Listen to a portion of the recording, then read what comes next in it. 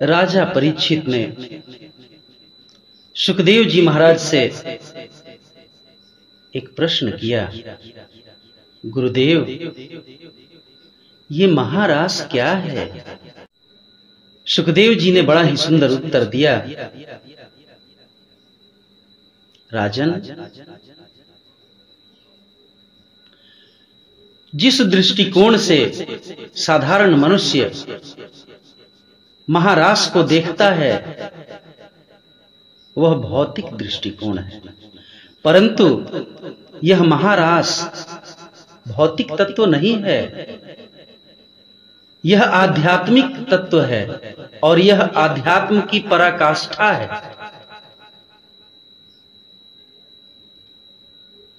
प्रेम की वह पराकाष्ठा जिसमें जीवात्मा परमात्मा के साथ एक हो जाए, जीवात्मा और परमात्मा का संयोग हो जाए, एकत्व का भाव आ जाए, जब आत्मा और परमात्मा में कोई भेद न रह जाए, वही पराकाष्ठा महारास है।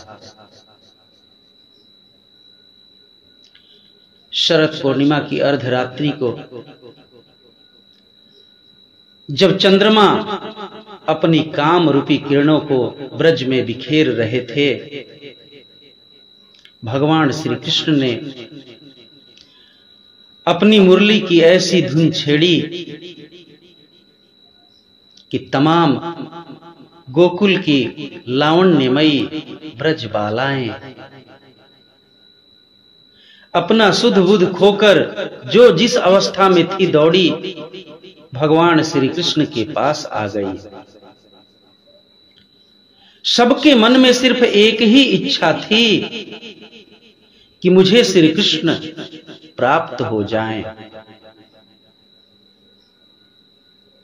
परंतु श्री कृष्ण तो एक ही हैं।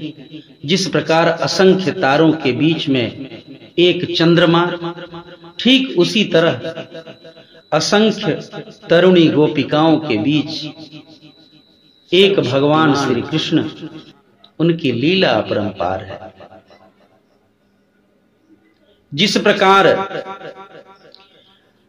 आप 100 थाली में जल रख दें तो एक ही चंद्रमा 100 थाली में अलग अलग 100 रूपों में दिखाई देता है, और प्रत्येक थाली को यह आभास होता है कि मुझे एक चंद्रमा प्राप्त हो चुका है। उसी प्रकार भगवान श्री कृष्ण ने लीला रच दी, अनेकों रूप धारण किए उन्होंने।